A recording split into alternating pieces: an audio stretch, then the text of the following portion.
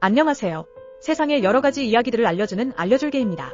오늘 다룰 이야기는 이스라엘의 베냐민 네타냐후 총리와 관련된 매우 중요하고 복잡한 재판입니다. 이 재판은 단순히 한 인물의 법적 문제뿐만 아니라 이스라엘의 정치, 사법 시스템, 그리고 더 나아가 국제 정세에까지 막대한 영향을 미치고 있는데요. 지금부터 이 사건의 핵심 쟁점들을 자세히 살펴보겠습니다. 네타냐후 총리는 2019년 11월 뇌물수수, 사기, 배임이라는 심각한 혐의로 공식 기소되었고 이스라엘 현직 총리로서는 처음으로 2020년 5월부터 재판을 받고 있습니다. 물론 그는 모든 혐의를 부인하며 정치적 박해라고 주장하고 있죠. 가장 대표적인 혐의는 크게 세 가지입니다. 첫 번째는 사건 천분입니다. 할리우드 영화 제작자 아르논 밀찬과 호주 사업가 제임스 패커 같은 억만장자들로부터 고가의 시가, 삼패인, 보석 등 수십만 달러 상당의 사치품을 지속적으로 받은 혐의입니다. 검찰은 네타냐후가 이 대가로 밀찬의 미국 비자 확보를 돕고 세금 감면 법안을 추진하는 등 특혜를 제공했다고 보고 있습니다. 두 번째는 사건 2,000분입니다. 네타냐후에게 우호적인 기사를 실어주는 대가로 경쟁신문의 성장을 억제하는 법안을 추진하려 했다는 것이죠.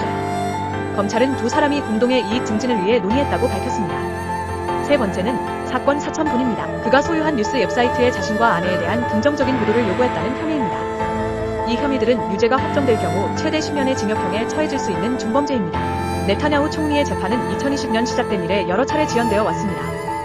코로나19 팬데믹, 그리고 최근에는 가자 전쟁으로 인한 안보 우려 등이 주된 연기 이유였습니다.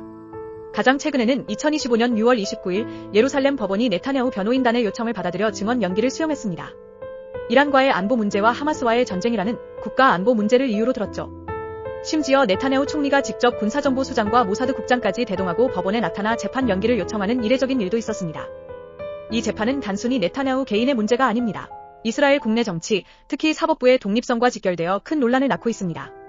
네타냐후 연정은 2022년 말부터 사법부 권한을 약화시키는 사법부 정비 계획을 추진해왔습니다. 대법원의 법률 무효화 권한을 제한하고 법관 인사에 대한 정부의 영향력을 확대하려는 것이 핵심인데요. 비판론자들은 이를 네타냐후가 자신의 부패 혐의를 피하기 위한 방탄용이라고 비난하며 이스라엘 민주주의의 후퇴라고 경고하고 있습니다. 더 나아가 일부에서는 네타냐후 총리가 가자 전쟁을 자신의 재판에서 벗어나기 위한 수단으로 이용한다는 유혹까지 제기하고 있습니다. 전쟁을 연장함으로써 대중과 언론의 관심을 돌리고 유죄 판결 가능성으로부터 벗어나려 한다는 주장도 있습니다. 네타냐후 총리의 재판은 국제적인 관심과 함께 여부 개입 시도를 불러일으키고 있습니다. 가장 눈에 띄는 것은 도널드 트럼프 전 미국 대통령의 노골적인 개입입니다. 트럼프는 네타냐후의 부패 재판을 통제불능의 검사들이 벌이는 미친 짓, 마녀사냥이라고 맹비난하며 즉시 취소하거나 사면해야 한다고 주장했습니다. 네타냐후를 위대한 영웅이라고 칭하며 미국은 매년 이스라엘에 수십억 달러를 지원하니 이것을 가만두지 않을 것이라고까지 말했죠. 이러한 발언은 이스라엘 내부에서 전례 없는 요새 간섭이라는 것엔 비난을 불러일으켰습니다.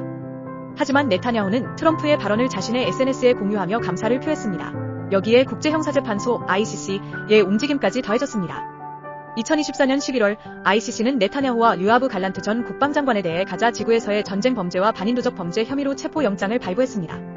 이스라엘은 또한 국제사법재판소 ICJ에서 제노사이드 혐의로 소송에 직면해 있죠. 이 모든 상황은 이스라엘의 국제적 입지를 더욱 위태롭게 만들고 있습니다. 네타냐후 총리의 부패 재판은 단순히 법정 안에서의 싸움이 아닙니다.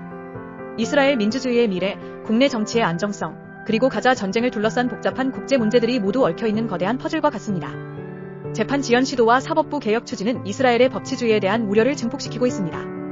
그의 사법적 운명은 곧 이스라엘 총리로서의 정치적 미래에 직접적인 영향을 미칠 것입니다. 만약 유죄 판결이 나온다면 그의 스캔들로 얼룩진 정치 경력이 종착점에 다다를 가능성도 배제할 수 없습니다. 과연 베냐민 네타냐후 총리는 이 모든 법적, 정치적 난관을 헤치고 권좌를 유지할 수 있을까요? 아니면 그의 재판이 이스라엘 정치의 새로운 전환점이 될까요? 이 모든 것은 앞으로 우리가 계속해서 주목해야 할 중요한 질문입니다. 오늘 영상은 여기까지입니다.